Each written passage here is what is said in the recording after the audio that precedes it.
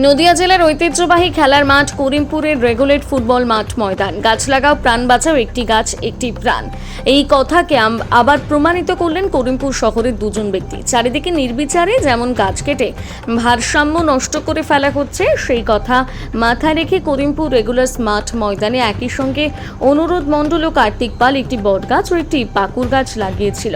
তাদের ধারণা, এই খেলার মাঠে অনেক শ্রোতা এবং খেলোয়াড় থাকে। গ্রীষ্মের সময় প্রখর রোদে তার এই গাছতলায় ছায়ায় আশ্রয় গ্রহণ করবেন এবং একটু বিশ্রাম নেবেন।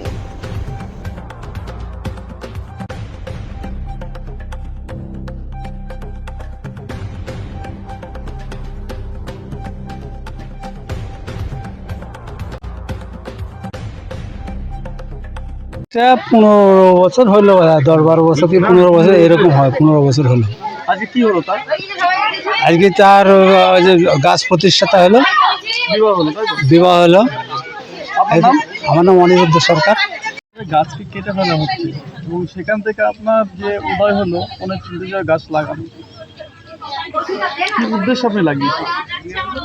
মেনলি গাছ তো আমাদের বন্ধু এবং জীবন আমাদের, কারণ গাছ আমাদের অক্সিজেন ছাড়ছে এবং এই অক্সিজেন মানুষের অতি প্রয়োজনীয় একটা গ্যাস, যেটা ছাড়া মানুষ বাঁচতে পারে না। এবং একটা বট এবং একটা পাকুড় গাছ যে প্রচুর পরিমাণে অক্সিজেন ছাড়ে, ওরা কার্বন ডাইঅক্সাইড গ্রহণ করে এবং অক্সিজেন ছাড়ে, এই উদ্দেশ্য। এবং আমাদের এই মাঠে যখন ফুটবল খেলা হয় বা অন্য কোনো খেলা হয়, তখন একটা এই টোটাল মাঠে কোনো ছায়া ছিল না, যার জন্যে আমরা এখানে ছেলেরা ওয়েট করতে পারবে, রেস্ট নিতে পারবে, এই জন্যই আমাদের এই গাছটাকে প্রতিস্থাপন করা। আজকে বটটা করে দিয়ে দিলেন, তাই তো? কি অনুষ্ঠান? আজকে বটপাকুড়ের অনেকের একটা পুরনো ইয়েতে আছে, রীতি আছে যে বটপাকুড় লাগালে তার বিবাহ ব্যবস্থা করতে হয়।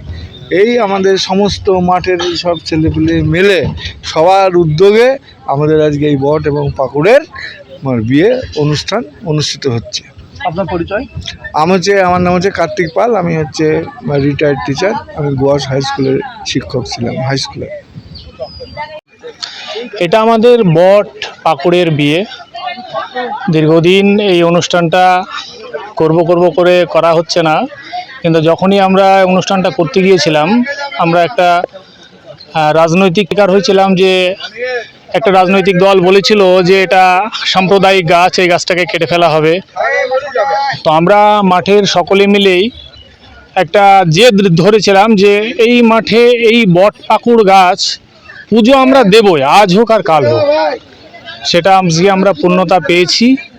এবং আজকে সরকার পাল্টানো না, সেরকম কিছু না, তবে তাও বলা যেতে পারে, কারণ এমন একটা সুশাসন ছিল, শাসন তো ছিলই না।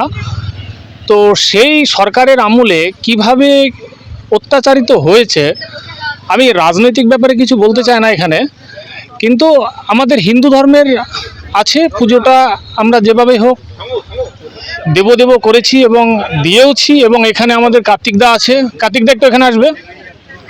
আজকে পুজো হচ্ছে, তাই তো? হ্যাঁ, আজকে পুজো হলো 20 জুলাই। আমরা দীর্ঘদিন ধরে কিন্তু এই পুজোটা দেব করে আমরা দিতে পেরেছিলাম না, একটা চক্রান্ত জ্বালা।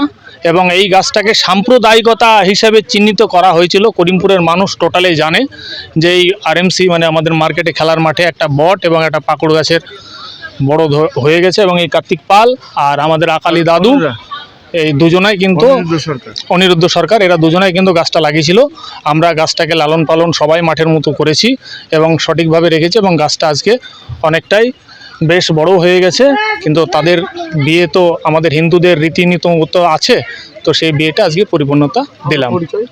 আমার পরিচয়, আমি অনিমেষ রায়, আমি করি এবং এইটুকুই।